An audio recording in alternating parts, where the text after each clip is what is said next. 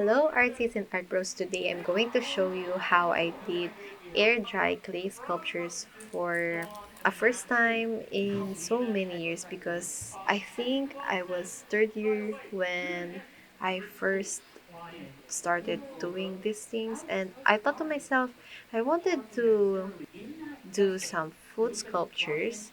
So I thought air dry would be great because I have worked with it before, and I wanted to capture like a food picnic vibe because my cloth is literally a red and white plaid,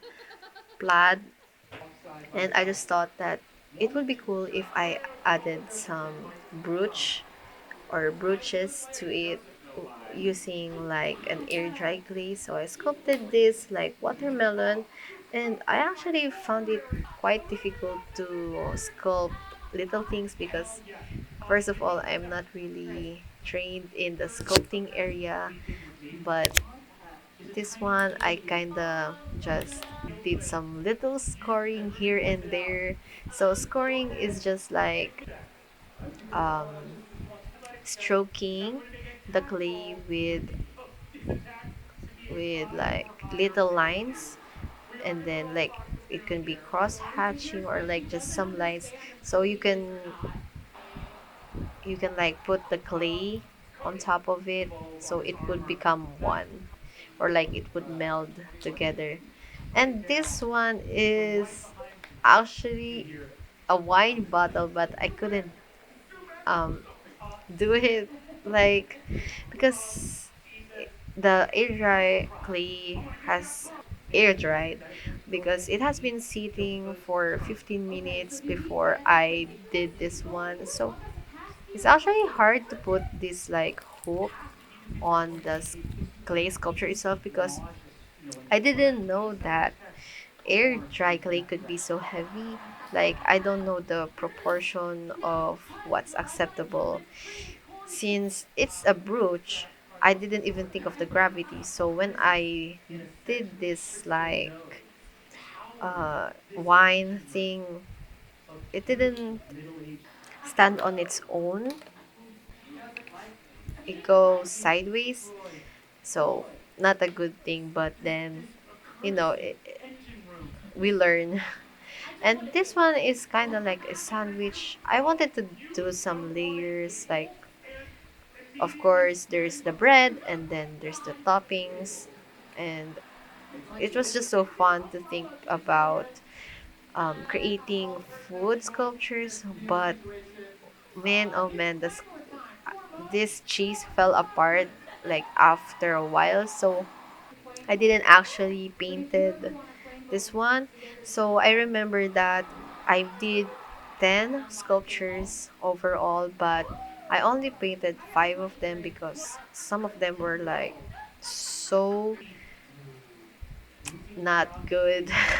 Like looking at it, it felt weird to put it on a cloth or like put it on top of my clothes.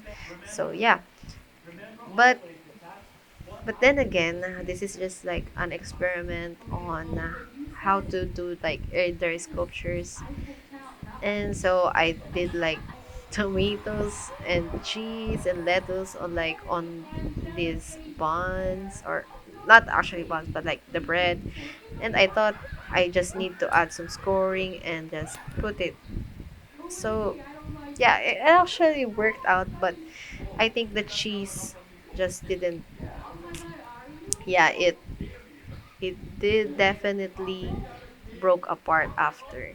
So yeah, and this one I think is a juice box that I added some straw in, but the straw also broke apart because it's too thin compared to the body. So at least now I know that I can't add like random little or thin strips of things on the sides of a body if it is not supported. So in this case, it just fell apart after doing this. So yeah, that's also one of my mistakes here on this, but I really love to do a juice box next time. Maybe not that thick because it's air dry clay, it's too heavy. But yeah, I wanted to try that again. And now just want to also shout out this video aesthetic. I just thought that, since actually this video, like the actual footage is on a long format, like 1080 by 1920, but the side, like the footage on the side, is not that good. So I thought maybe I should crop it. Then after cropping it, I think, just think of aesthetics, like what if I put an old film look to it. So I added that in, and then I also added these animations on the side, just simple, but it took me 30 minutes to do so. This is just a color palette that I think would work on it. I got this from Colors, and I just thought, what if I did it on Photoshop, like the animation itself? So it was painstaking to remember and to actually do it again on Photoshop. I thought, what if I loop it so that I can put it on the video itself, just like. But I thought, I actually forgot how to loop it, so I just copy and pasted this all over the Premiere file. So still good. And I actually did only one part of it, like the left side, and then I thought, what if I just duplicate it and put it on the right side, like flip it, and it looks cool. It looks nice. And incidentally, this is also like the Game Changer logo, or like the Game Changer colors. And I thought to myself, it's such a coincidence because I was watching this footage and I am hearing that I've watched Dimension 20 live here. So like I was it was really funny. It was just a funny coincidence. And this one is like nuggets. I don't know if you Aliens of actually the like see the resemblance of it, but yeah, it's nuggets. And I added some textures in it, just like Yung putting pala yun. some little bits of dot dot dot on it, like just to make it look like nuggets. I don't know if I captured it well, but in the painting process, which is I will not show here, but And though bury on. it's such an amazing thing that I made those nuggets look like nuggets using the colors that I have with paint markers. So yeah, my laugh here is just so fun. I remember that I was having a good time, like just doing some play and just chilling and watching Dimension 20, which they usually play Dungeons and Dragons. So in here, I just wanted to also do some fruits like grapes, and it doesn't look good. It doesn't look good. So I didn't paint it, but it's actually one of the lightest clay sculptures that I did on this time. And then this one, I thought, here in picnics, of course there would be bread, because bread is like one of the things that is easy to transport and just easy to eat too, because you can add so much anything out of it.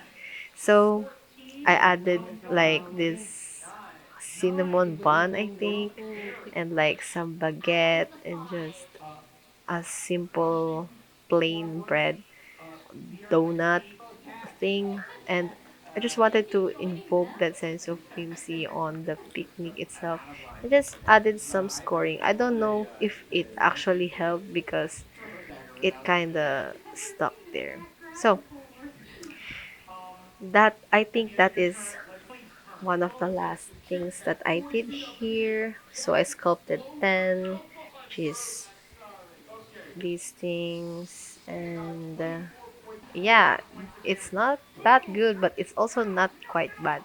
So these are the final product, and I hope that you enjoy this video. Thank you for watching.